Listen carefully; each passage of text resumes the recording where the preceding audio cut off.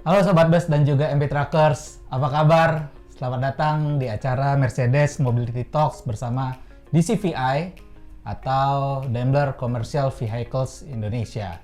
Dan di episode khusus kali ini, edisi podcast untuk pertama kalinya, kita akan membahas sebuah tema yang sangat menarik dan tentunya jangan sampai Anda melewatkannya. Karena kita akan membahas soal Euro 4 dan bagaimana teknologi Euro 4 yang akan diterapkan oleh Mercedes-Benz di seluruh kendaraan bus dan truk yang akan dipasarkan di Indonesia. Jadi pemerintah Indonesia berencana akan menerapkan standar emisi gas buang Euro 4 di seluruh kendaraan bermesin diesel pada April 2022. Tentu kita akan belajar bersama kali ini dan juga menggali lebih jauh seperti apa sih Euro 4 ini dan juga penerapannya di kendaraan-kendaraan dari Mercedes-Benz. Dan untuk memastikan bahwa semua informasinya ini valid, kita sudah memiliki nih narasumber yang juga pasti valid, seru dan sangat inspiratif sekali nih. Kita sudah ada dengan Bapak Ato Setiawan, Associate Professor dan Kepala Departemen Teknik Mesin ITS Surabaya. Selamat pagi Pak Ato. Selamat pagi Mas Eka, gimana kabarnya? Baik? Baik Pak. Alhamdulillah. Siap. Dan kayaknya juga kurang lengkap nih kalau acara Mercedes Mobility Talks, tapi tidak ada tuan rumahnya nih. Kita kali ini sudah bersama dengan Bapak Imam Sujono, Training Manager Customer Services Part DCVI. Selamat pagi juga Pak Imam. Oke, Mas Kawan. Selamat pagi Sobat Bus and MB Truckers. Siap. Pak, kita memulai aja nih Pak. Kayaknya sudah banyak yang penasaran juga nih Pak hal mengenai Euro 4 dan juga teknologi-teknologi yang dimiliki Mercedes-Benz sudah menghadapi Euro 4 ini. Tapi awal-awal kita tanya dulu nih Pak Ato nih. Euro 4 itu apa sih Pak? Ini ada kesamaan dengan Euro sepak bola yang kemarin Italia menang itu kah? Seperti apa nih Pak? Ya, jadi Euro itu adalah yang punya seri ya 1 sampai 6 sekarang ini adalah merupakan standar emisi yang diterapkan kepada kendaraan bermotor di Eropa. Jadi dia yang mengatur berapa jumlah emisi kendaraan yang boleh dikeluarkan oleh kendaraan dalam waktu tertentu begitu.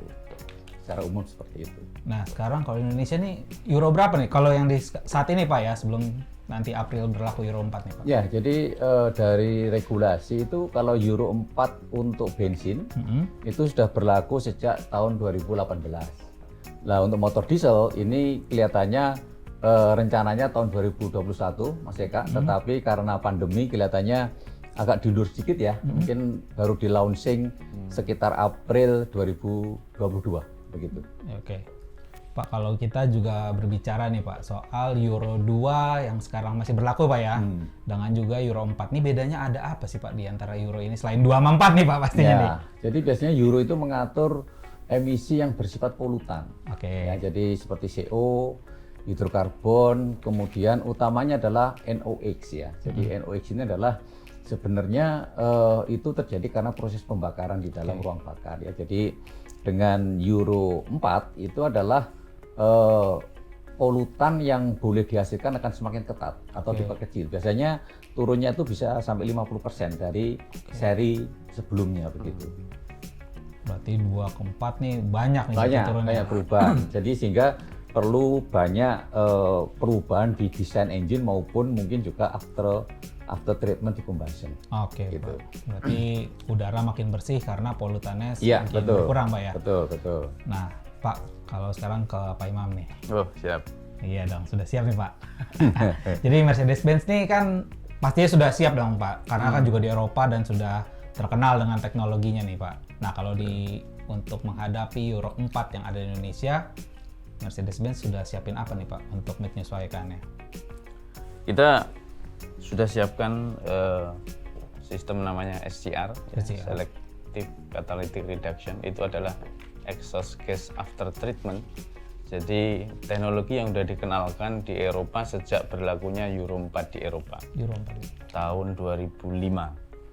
Dan yang dibawa oleh Mercedes-Benz dengan sistem itu sebetulnya sudah masuk hitungan standar Euro 6, meskipun Euro 6-nya baru diimplementasikan di tahun 2009. di Eropa sana. Jadi sistem SCR ini sudah bukan teknologi baru banget, bukan lah ini. Jadi itu cocok untuk kita terapkan di Indonesia nanti. Nah itu dia tuh Pak, ini kan Euro 4 aja baru nih di kita. Padahal teknologi ini kan bisa sampai comply ya dengan sampai Euro 6. Nah ini kecocokannya seperti apa Pak? Maksudnya apakah sudah ada riset, studi bagaimana teknologi ini cocok di Indonesia? Kalau kita lihat nih Pak ya, maksudnya di Eropa kan tuh dingin tuh Pak, kadang ada salju juga.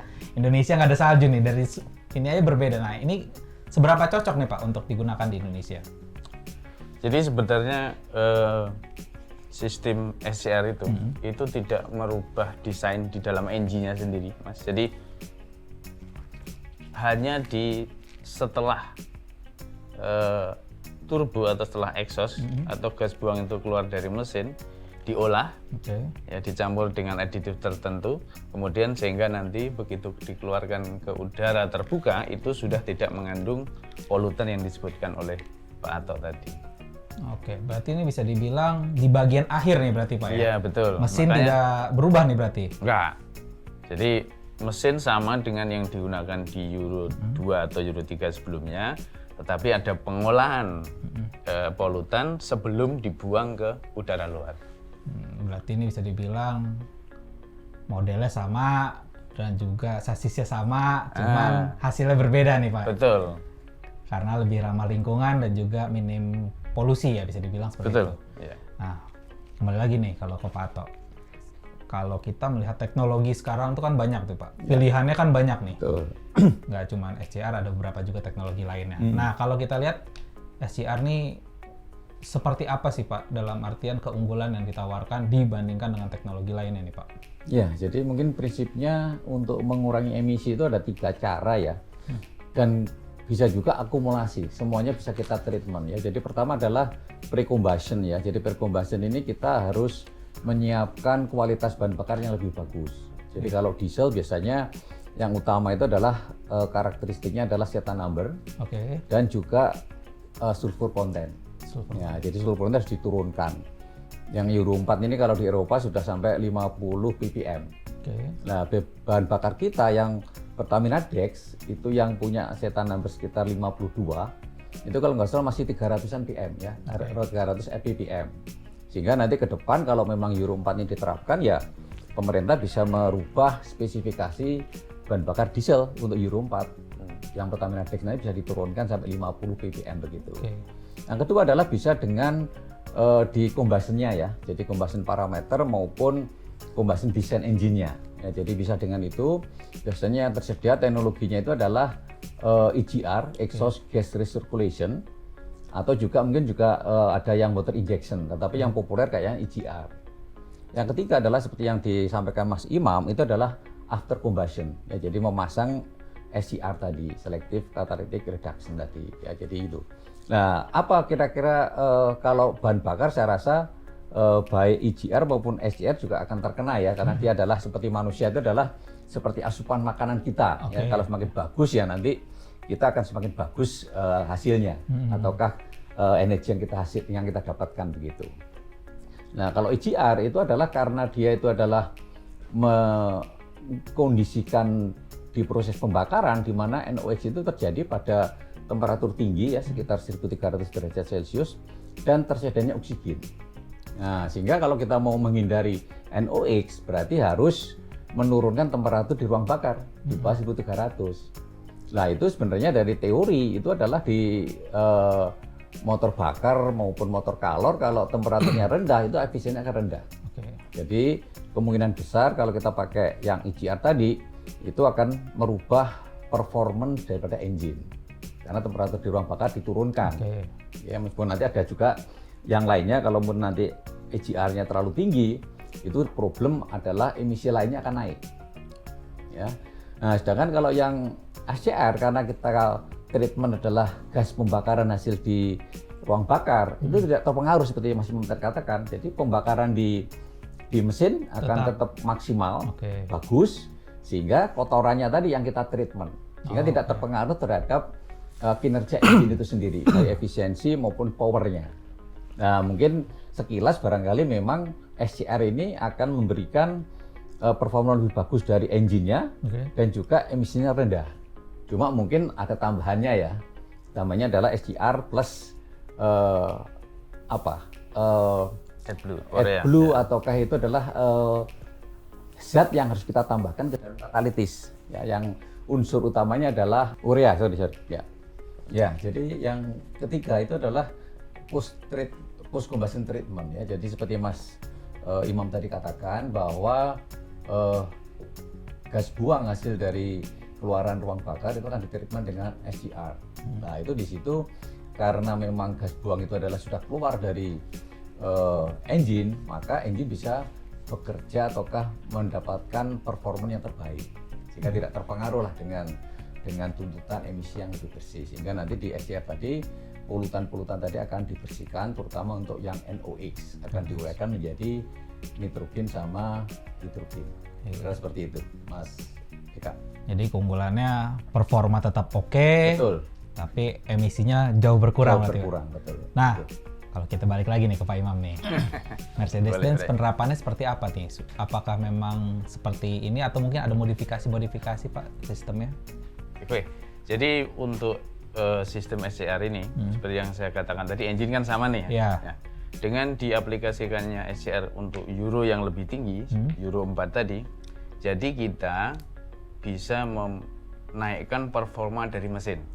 Naik malah Pak ya? Malah naik. Oke. Malah naik. Nah, kenapa bisa naik? Karena hasil pembakarannya itu lebih maksimal karena kita naikkan temperatur hasil pembakarannya. Oke. Dengan mengatur mapping antara jumlah bahan bakar dan udara yang ada masuk di ruang bakar. Kenapa kita naikkan temperaturnya? Nah, itu pasti pertanyaan Itu dia tuh. Seperti yang Pak Atok katakan, semakin tinggi temperatur pembakarannya, efisiensinya kan semakin tinggi tadi. Oke. Betul lah. Tujuannya adalah supaya nitrogen dan oksigen bereaksi lebih banyak. Justru di ruang bakar itu terjadi pembakaran dengan temperatur tinggi supaya NOx-nya tinggi. Oke. Nah, dengan NOx-nya tinggi, tadi kan berarti bahan bakarnya berkurang itu karena kita mapping ulang antara jumlah udara dengan bahan bakar. Sehingga polutan yang lain pun akan rendah hasilnya. Hidrokarbon akan turun, karbon monoksida akan turun, partikel matter-nya akan turun. Jadi kalau diistilahkan orang Eropa bilang itu SCR itu seperti killing 3 birds with 1 stone. Jadi membunuh 3 burung hanya dengan 1 lemparan batu. Nah, NOx-nya naik, bahan bakarnya rendah. Kemudian polutan yang lain rendah. Nah, kenapa NOx ini sengaja dinaikkan? Karena akan diolah setelah keluar dari mesin. Nah, itulah yang kita sebut tadi exhaust gas after treatment. Di treatmentnya setelah pembakaran. NOx keluar dari bersama gas buang dari turbo ke SCR. Nah, di catalytic converter itu sebelumnya kita punya injektor untuk tambahan urea tadi yang seperti disebut Pak Atok tadi. Yang kita sebut AdBlue biasanya, karena itu urea dicampur dengan air, ada presentasinya 2:1 lah kira-kira. Nah, disitulah akan terjadi reaksi kimia antara NOx dengan AdBlue. Kemudian secara control unit, secara computerized diatur berapa jumlah AdBlue yang harus disemprotkan. Berdasarkan jumlah NOx yang keluar dari mesin tadi, diolah di dalam catalytic converter, yang dibuang ke udara luar itu sudah bebas polusi. Adanya N2 sama H2O. Tahu kan H2O? Ya, air. Air dan N2. Di udara luar itu, udara bebas kita itu N2 itu ada 80% yang kita hirup itu. Ya, jadi itu sudah harmless. Jadi gas yang tidak berbahaya buat manusia. Berarti ini benar-benar canggih Pak ya, maksudnya dalam artian Mercedes-Benz tidak cuma menurunkan polusinya, tapi tenaganya dinaikin juga. Malah naik. Nah, ini kan jadi salah satu bahan bakar lebih hemat. Nah, ini juga memang teknologi Mercedes-Benz berarti memang seperti ini ya. Bisa memanfaatkan nih Pak, jadi ngebunuh 3 burung cukup dengan 1 tembakan lemparan aja batu. Ya. Nah, siap. Pak, tapi kan dari tadi kita berbicara soal keunggulan dan juga maksudnya canggihnya teknologi dari Mercedes-Benz khususnya dari SCR ini. Betul. Nah kalau Pak Ato lagi nih, kekurangannya ada nggak sih Pak? Kan nggak mungkin nih semua hal di dunia ini pasti ada Ya. lebih dan kurangnya. Kalau kurangannya apa nih Pak? Ya, jadi kalau kelebihan tadi kan secara teknis ya. Iya. Secara teknis kita bisa mendapatkan power engine yang lebih besar, efisiensi lebih tinggi ya. Kemudian emisi yang rendah Oke. ya sesuai dengan ketentuan.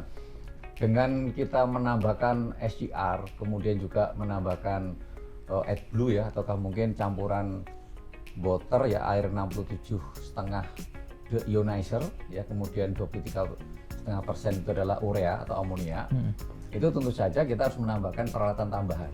Jadi kan, jadi distribusi dari ada tangki AdBlue ataukah yang itu kemudian ada jalur distribusi, dan juga pasti harus dengan kontrol ya, bagaimana kita bisa selalu menyesuaikan kebutuhan AdBlue-nya ya, yang kita injeksikan ke dalam SCR, supaya apa? Supaya dosisnya tepat. Betul. Ya, tepat untuk menguraikan NOx menjadi N2 dan H2O.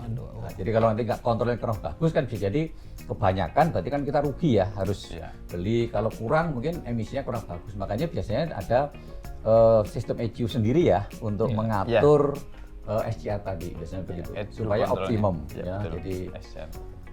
itu kira-kira. Jadi pasti ada tambahan alat, kemudian juga maintenance juga sedikit bertambah ya, tetapi kita mendapatkan performance yang terbaik. Kira-kira seperti itu. Ya, betul Pak. Berarti lebih kepada ekonomis saja sedikit lebih nambah, tapi kan untungnya banyak nih Pak, maksudnya kan? Iya. Nggak cuman lebih boros dikit, tapi lebih bersih, mesin lebih bertenaga, dan bensinnya juga solarnya berarti lebih irit ya. Ini kan berarti udah ketutup juga sebenarnya nih Pak. Betul, ya. Ada tambahan memang aditif tadi ya, AdBlue yang digunakan. Tetapi ongkos yang dikeluarkan itu bisa di cover dengan hematnya ongkos bahan bakar tadi sebetulnya gitu. Makanya. Jadi ya tidak, bukan apa istilahnya, Isu bukan yang besar menambah lah ya. ongkos Nah, gitu, tapi ongkos. ke cover lah. Gitu. Tetap ya, ketutup Iya, soalnya, ketutup. udah irit soalnya ini. Nah, Pak, ini juga membahas soal AdBlue yang baru nih Pak. Hitungannya kan juga, wah AdBlue-nya dicari di mana nih, atau kita harus seperti apa nih? Nah, gimana nih kalau dari Mercedes-Benz untuk menyiapkan AdBlue-nya ini nih, Pak? Jadi udah pasti kita siapkan Mas, itu udah kita garap dari tahun lalu ya. Kita udah siapkan untuk AdBlue dan nanti bisa didapatkan di dealer-dealer resmi kita. Oke. Ya, dan kita berharap juga pemerintah pasti juga sudah menyiapkan itu juga nantinya juga. Tapi dari kita Mercedes, kita sudah distribusikan, nanti ada di semua dealer resmi kita pasti ada. Itu ada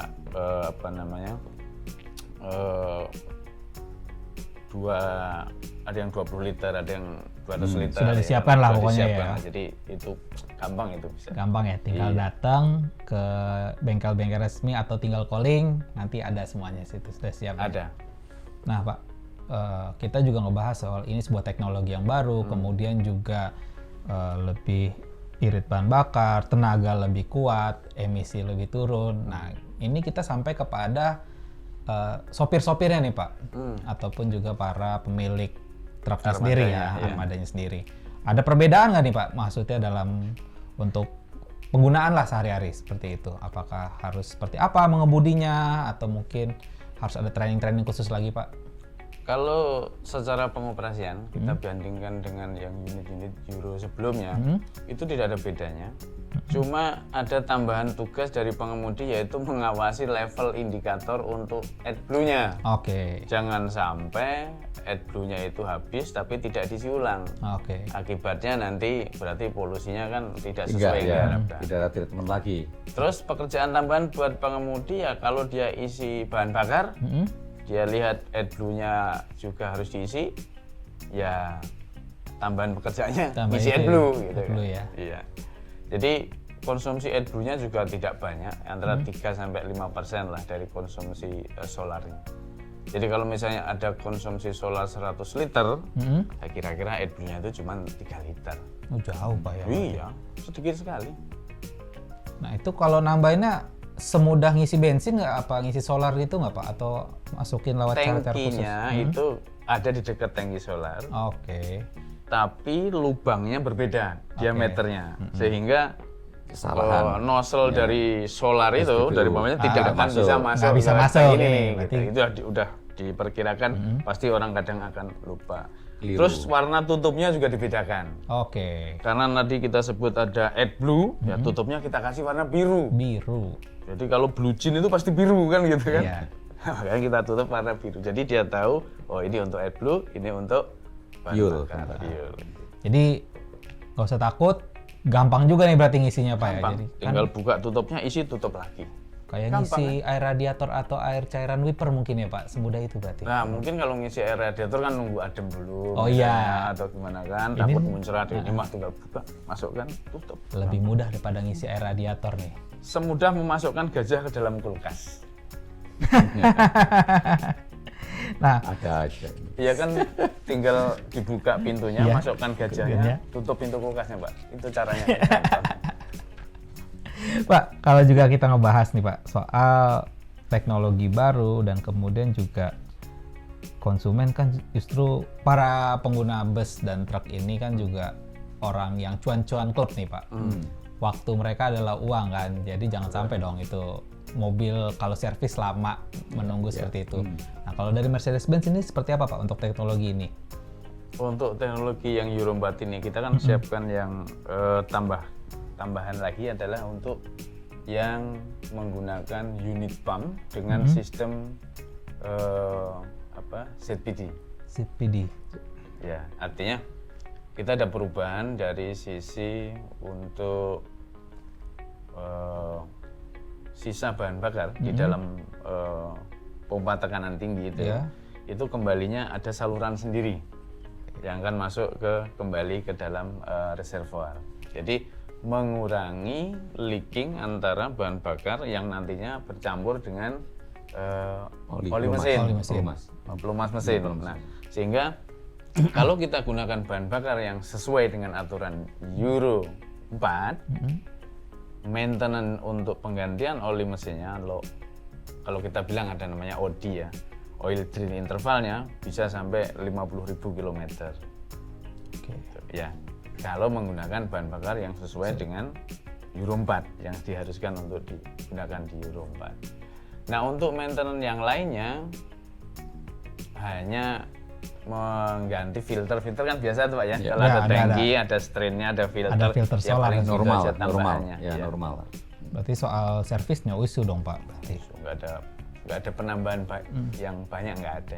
Jadi benar-benar teknologinya sudah dipersiapkan, bahkan sampai bisnisnya konsumen ini jangan sampai terganggu juga nih ketika servis kan. Iya. Mereka tidak mau tuh nunggu lama tuh, nggak cuan-cuan klub kalau katanya sekarang. Nah ini kalau juga tadi disebutkan soal spesifikasi solar ya Pak ya, maksudnya harus sesuai dengan yang standar Euro 4. Tapi kalau di Indonesia sendiri kan ada nih Pak, biosolar masih ada nih. Nah ini Mercedes-Benz gimana nih Pak kalau untuk biosolar ini? Ya, kalau saat penerapan Euro 4 nanti di April, saya yakin pasti masih banyak solar yang tidak comply dengan Euro 4 ya. Jadi karena misalnya masih ada yang B30 dan lain sebagainya. Dan kemungkinan mereka salah ngisi Ya. atau memang harus terpaksa tahu, ngisi ya. itu karena tidak ada yang sesuai dengan yang diharuskan, tetapi dia kehabisan bahan bakar dan harus isi seadanya. Itu tidak masalah, kita sedang siapkan countermeasure-nya. Bagaimana yang harus dilakukan kalau memang diisi solar yang tidak seharusnya sesuai dengan Euro 4. Kita siapkan countermeasure tersebut dan lagi kita godok. Jadi nanti kalau sudah matang, udah masak, nah, ya nanti kita kabarin lagi. Berarti ada episode selanjutnya dong. Itu yang kita harapkan. Jadi kita masih tetap ngobrol nih Pak Anton nih. Supaya kita bisa ketemu lagi. Iya, nanti kita culik lagi dari ITS ya. Jadi main lagi Pak, sini ada episode kedua Pak. Boleh Pak ya. Boleh. Nah Pak, terus kalau kita lihat juga nih, bahan bakar kan juga memang menjadi suatu hal yang penting di Indonesia. Tadi juga dibilang kan kalau tidak ada Comply, ya. comply, spesifikasi juga nggak apa-apa biosolar, tapi sedang dipersiapkan tadi Pak Ya, ya. countermeasure-nya gitu. Nah, kalau kita berbicara juga soal kesediaan spare part nih Pak, udah merata belum nih Pak untuk di Indonesia sendiri dengan ini kan misalnya ada juga di daerah Sumatera, konsumen juga di Kalimantan, sudah siap belum Pak spare partnya? Kalau dealer kita itu kan tersebar Pak ya di seluruh Indonesia, dan kita ada ketentuan. Jadi mereka sebelum menjual unit dengan tipe baru, mereka harus sudah siapkan ada namanya initial stock spare part yang harus disiapkan. Sudah kita tentukan apa saja. Kalau mereka belum siapkan, mereka belum boleh jual. Oke. Nah, jadi pastinya kalau ada dealer yang sudah jual, itu pasti mereka sudah siapkan spare part yang memang sebagai initial stock buat mereka.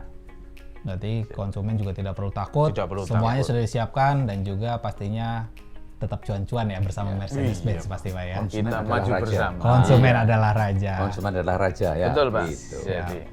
Nah terakhir nih Pak Ato, dalam menghadapi Euro 4 sebentar lagi, ada pesan-pesan khusus nggak Pak terkait kesiapan kita dalam menghadapi regulasi baru nih Pak? Ya, jadi memang seperti Mas Imam katakan, jadi memang harus ada modifikasi ya di teknologi SCR kalau untuk Mercedes-Benz. Dan mungkin untuk AdBlue-nya, mungkin pada saat awal ini harus import ya Mas ya. Barangkali harus import ya, karena di Eropa kan sudah biasa ya, harus dipakai. Lah di Indonesia kan itu hal yang baru ya. Justru ini menjadi opportunity ya, jadi kesempatan bagi startup ataukah mungkin vendor ya yang menyediakan AdBlue made in dalam negeri, made in Indonesia. Karena memang membuat AdBlue sebenarnya tidak sulit ya, jadi hanya mencampur seperti biasa aja dengan di ionized water ya 67,5% kira-kira, kemudian ureanya atau NH3-nya adalah 23,5% kira-kira gitu. Jadi saya rasa ini teknologi yang sederhana ya Mas ya, Mas Imam, simple ya, jadi mungkin bisa vendor-vendor ataukah counterpartnya Mercy bisa menyediakan begitu saya rasa, dan itu mungkin menjadi opportunity ekonomi yang baru ya. Nah, bisnis baru lah. Jadi tidak hanya dipakai untuk pupuk aja Pak ya, ureanya ya. Jadi pupuknya sekarang masuk ke truk ya. Tidak hanya jagung aja yang butuh urea ternyata. Ternyata Mercedes juga butuh urea ternyata, baru tahu saya juga. Seru ini ya. Jadi itu kira-kira Mas. Kemudian ya yang lainnya tadi dikatakan kalau ya pemegang agen itu biasanya kan untuk mengamankan dan untuk melayani konsumen secara bagus ya memang harus sudah siap ya Pak. Betul, Pak. Nah, infrastrukturnya ya, bengkelnya, spare partnya kan harus siap gitu kan. Jadi supaya konsumen itu yakin bahwa kan itu kan modal ya, sebagai investasi suatu usaha ya harus continuity-nya harus terjamin. Dan itu ya. Jadi saya rasa itu semua pabrikan mobil motor pasti itu kan syarat minimal ya untuk kita berbisnis di kendaraan bermotor Mas. Menyiapkan spare part-nya dan juga pelayanan servisnya, teknisinya disiapkan, di training semua disiapkan. Tapi kalau bahas ini saya jadi kepikiran Pak, jadi pengusaha AdBlue kayaknya habis ini. Nah silakan Mas Eko, kalau nanti atau kerjasama dengan saya nggak apa-apa lah gitu. Buat startup gitu ya. Jadi paling tidak sudah ada konsumen. Udah ada konsumen pasti Pak Mercedes. Makanya jadi berapa ton per tahun ya. Iya, tinggal dihitung aja Pak. Boleh. Bisa Pak. Bisa. Jadi itu dia Sobat Bus dan juga MB Truckers, pembicaraan kita soal Euro 4. Tadi udah dijelasin juga oleh Pak Ato seperti apa sih Euro 4 dan kesiapan Mercedes-Benz dalam memberikan yang terbaik konsumennya dengan teknologi baru yang comply dengan Euro 4. Teknologinya sederhana, tetapi efeknya banyak tuh. Efisiensi bahan bakar meningkat, kemudian juga power meningkat, dan yang pastinya emisi gas buangnya lebih rendah. Jadi sekali lagi terima kasih untuk waktunya Pak Ato dan juga Pak Imam. Sama-sama Mas Imam, terima kasih share knowledge-nya ya untuk Mercedes-Benz khususnya. Ya Pak. Jadi tapi ingat Pak, masih ada satu lagi episode, nanti kan dipanggil lagi. Oh gitu ya. Kita tunggu aja lah. Bisa main-main ke Jakarta lah gitu. Siap. Jadi sekian itu perbincangan kita kali ini, dan ditunggu episode selanjutnya, dan sampai jumpa. Salam Sobat Bus dan MB Truckers.